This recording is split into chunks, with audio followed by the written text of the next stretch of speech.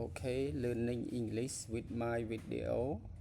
A good citizen is a person who respects and follow the law of their country. They vote their nation and work hard to make it better place for everyone.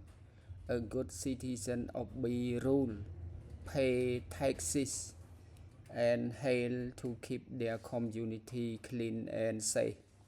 They are honest, kind, and responsible.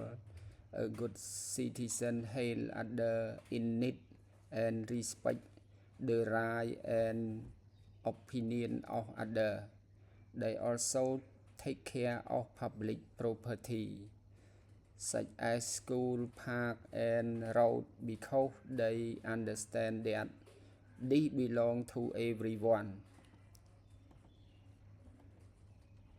Education is important for good citizens. They learn about their country, history, culture, and government, so they can make wise decisions. Good citizens also vote in election and participate in community activity to improve society. In short, a good citizen is someone who shows respect, responsibility, and care for their country and the people around them. They make the world better and more peaceful place to live.